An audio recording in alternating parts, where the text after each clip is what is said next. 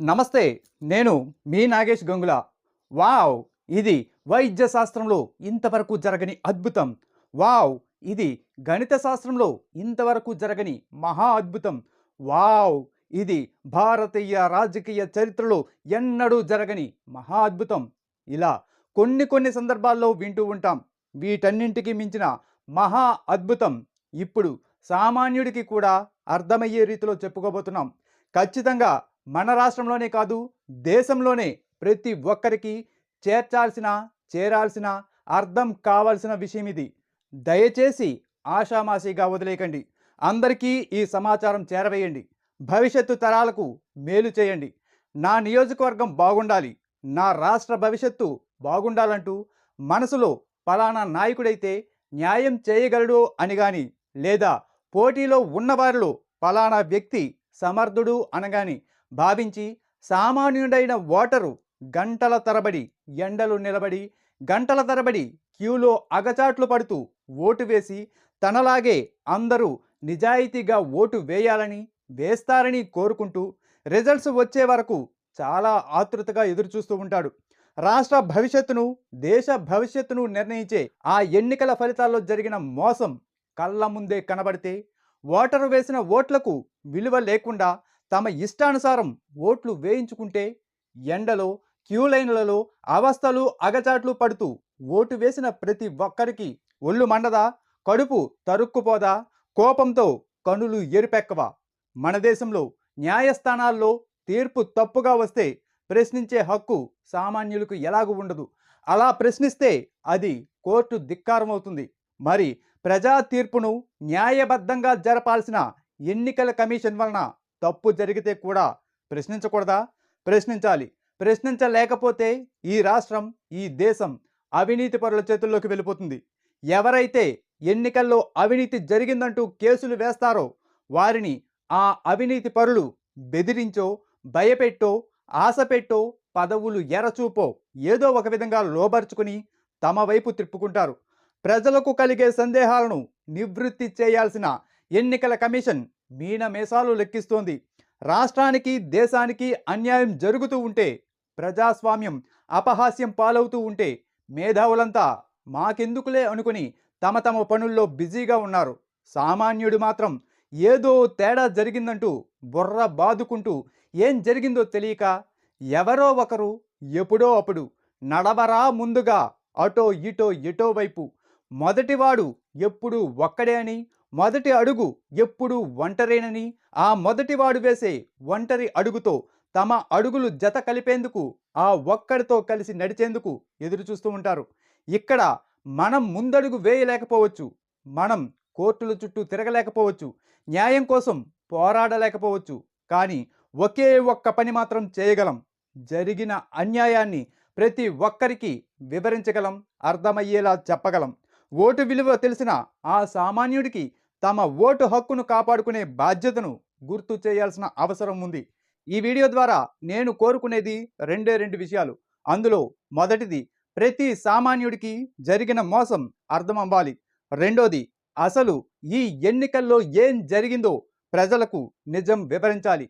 ఆ నిజాన్ని వివరించే బాధ్యత ఎన్నికల కమిషన్ తీసుకుంటుందా, లేక కూటమి నాయకులు తీసుకుంటారా అన్నది వారిష్టం.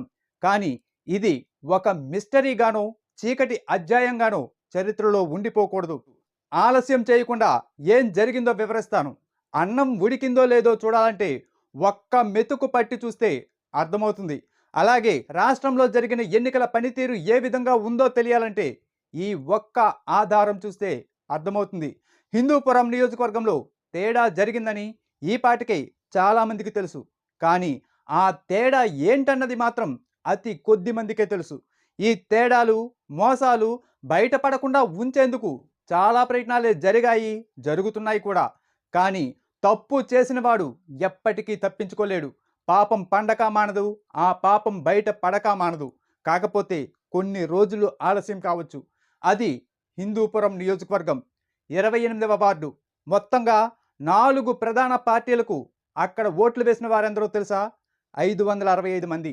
మీకు స్పష్టంగా అర్థం కావడానికి ప్రతిదీ స్క్రీన్ మీద రాసి చూపుతాను. క్లియర్గా అర్థం చేసుకోండి.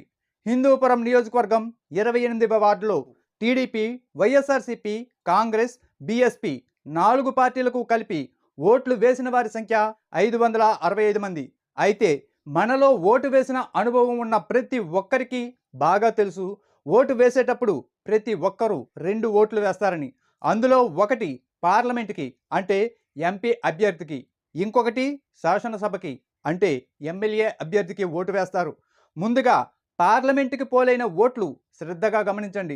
తెలుగుదేశం పార్టీకి 9, వైఎస్ఆర్సీపీకి 472, కాంగ్రెస్కి 1, బీఎస్పీకి 83 ఓట్లు పోలయ్యాయి. ఇక్కడ మనం గుర్తుపెట్టుకోవాల్సిన విషయం ఏంటంటే ఎప్పుడో క్రాస్ ఓటింగ్ జరిగినప్పుడు తప్ప మిగిలిన అన్ని సందర్భాల్లో ఇవే ఓట్లు యథాతథంగా శాసనసభకి అంటే ఎమ్మెల్యేకి కూడా పడాలి. కానీ ఇక్కడ అలా జరగలేదు. ఒకసారి బాగా గమనించండి, పట్టికలు చూడండి. తెలుగుదేశం పార్టీకి 9 రావాలి, కానీ 95 వచ్చాయి. వైఎస్ఆర్సీపీకి 472 రావాలి, కానీ ఒక్కటే ఓటు, ఒకే ఒక్క ఓటు వచ్చింది. కాంగ్రెస్కి 1 రావాలి, కానీ 464 వచ్చాయి. బీఎస్పీకి 83 రావాలి, కానీ 5 మాత్రమే వచ్చాయి. ఇప్పుడు చెప్పండి, మీకేమర్థమైంది? ఈ ఎన్నికల్లో అవకతవకలు జరిగాయా, జరగలేదా? ఈ ఎన్నికలు సక్రమంగా నిర్వహించబడ్డాయా? ఎన్నికల కమిషన్ పనితీరు, ఈవీఎంల పనితీరు బేషుగ్గానే ఉందా? కాంగ్రెస్ పార్టీకి చెందిన ఎమ్మెల్యే అభ్యర్థికి 464 ఓట్లు వస్తే తెలుగుదేశం ఎంపీ అభ్యర్థికి 8 ఓట్లు, ఎమ్మెల్యే అయిన బాలకృష్ణకి 95 ఓట్లు మాత్రమే వచ్చినా కూడా ఎందుకు వారు ప్రశ్నించడం లేదు? ప్రశ్నిస్తే వారి గోతులో వారే పడతారనే భయం కాదా? మరి వైఎస్ఆర్సీపీ విషయానికి వస్తే పార్లమెంటు అభ్యర్థికి ఓటు వేసిన 472 మందిలో 471 మంది ఎందుకు ఎమ్మెల్యే అభ్యర్థికి ఓటు వేయలేదు? అందులో 464 మంది ఓట్లు కాంగ్రెస్కి ఎందుకు పడ్డాయి? ఇదే మాట ముఖ్యమంత్రి, అనుభవశాలి, టెక్నాలజీ పితామహుడు, సీనియర్ రాజకీయ ధురంధరుడు అయిన చంద్రబాబుని అడిగితే అడిగిన వారికి బుద్ధుండాలట. నిజమే కదా? ఆయన దగ్గర సమాధానం ఉండదని, సమాధానం ఉన్నా చెప్పలేడని తెలిసి కూడా ఆయనని ప్రశ్నించే వారికి బుద్ధి లేనట్లే కదా. మరి సమాధానం చెప్పాలి అన్న బుద్ధి ఆయనకు ఉందా లేదా?